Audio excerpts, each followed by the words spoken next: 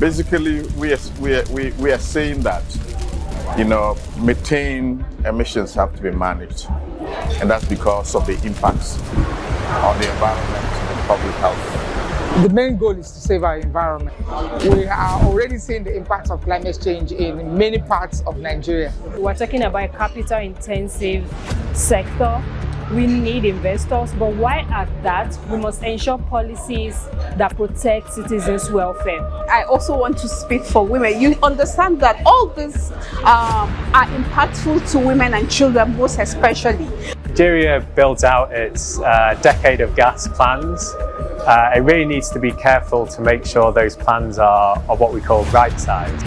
Now, we have also seen and heard here all morning how methane is worse than carbon dioxide, and this affects women. With the global focus and shift away from fossil fuels to renewables in the bid to avert climate change.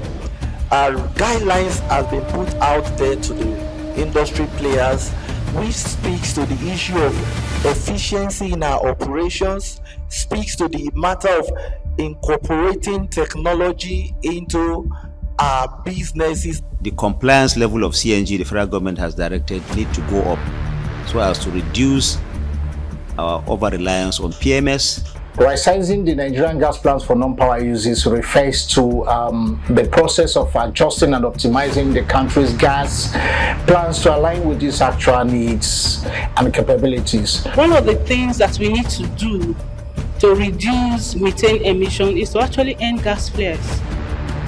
Because gas flares contributes about 30 to 40% of the methane emission that we have. So if we are not making efforts to reduce the gas flares or actually end it, how does it sit with our plans for methane emission reduction?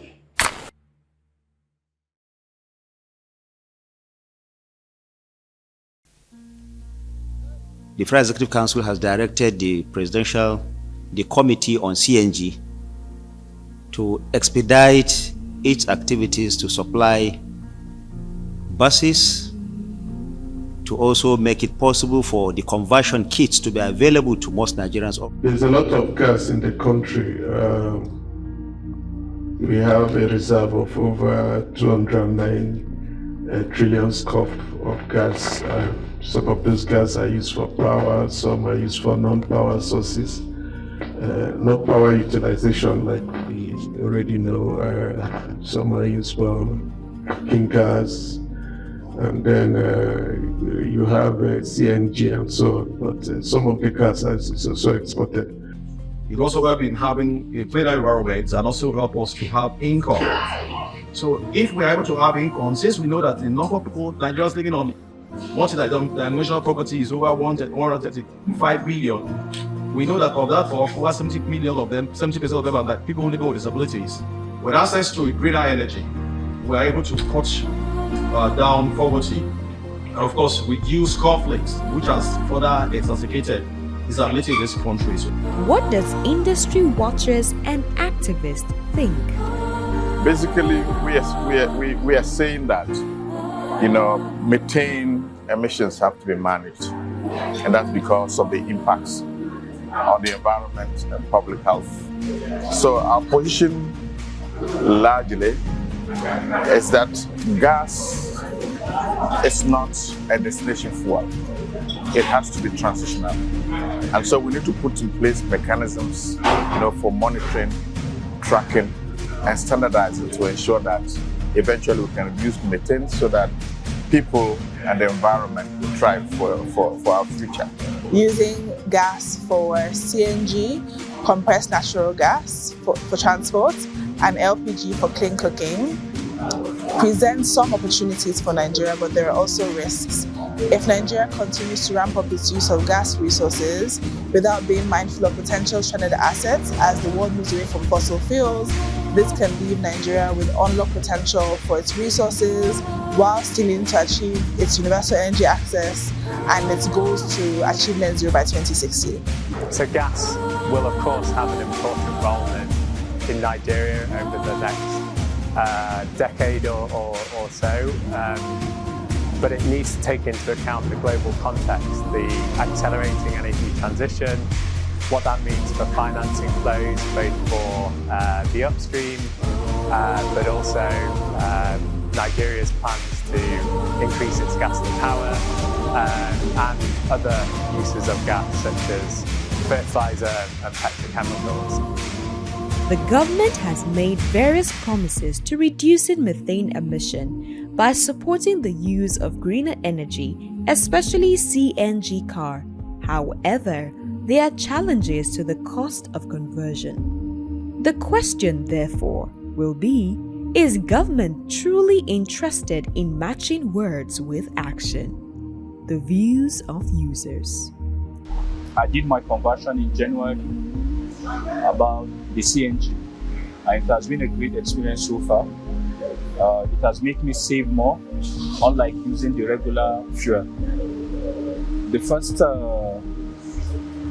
problem that I had was trying to get funds for the conversion, but I was able to sort that, and after which I realized that it is cost effective than even using petrol or even diesel, in the sense that with 3,000 C of CNG, I'll be able to cover up to 140 kilometers before it's finished.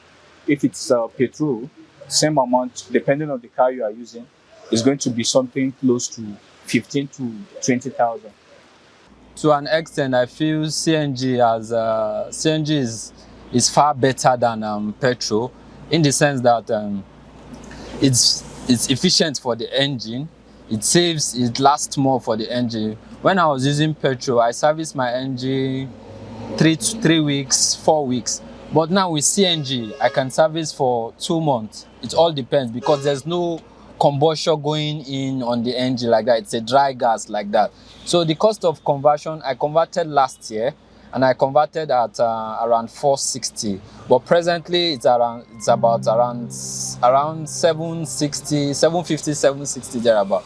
And to fill it, because I use 15 cm, to fill it per cm is 230. To fill it is about 3.5, and that 3.5, I stay in Kaduna. My family stays in Kaduna. That 3.5 can take me to Kaduna and bring me a little back to Abuja. But before, when I was using fuel, I buy fuel of 20,000 or 25,000, and to take me only to Kaduna. So if you do the mathematics, you see CNG is a lifesaver compared to the normal petrol system. Government should also ensure policies that protect the environment and communities, because they've suffered a lot of devastation from fossil fuel extraction, and that should be discontinued going into gas exploration. The essence of the advocacy we are conducting today is to ensure that these emissions are significantly reduced in line with the target that the country has set for itself. Despite the abundance of natural resources like wind and hydro, Nigeria continues to flare gas, unrestrained methane emission, and negative impact to the environment. Shifting so many, a radical reduction in gas flare will ultimately reduce methane emission while protecting the environment. We know, as a nation, Nigeria can encourage investment in green energy, leading to methane reduction. However, there must be a deliberate effort to achieve this. Despite the challenges, we still have messages of hope. By leveraging on these opportunities, Nigeria can maximize it and, adopt it, and from there we can have economic growth and security for the citizens. This message is brought to you by the Center for Transparency Advocacy, CTA, and other partners, the expert team on gas utilization for non-power users, with support from the Natural Resource Governance Institute, NRGI.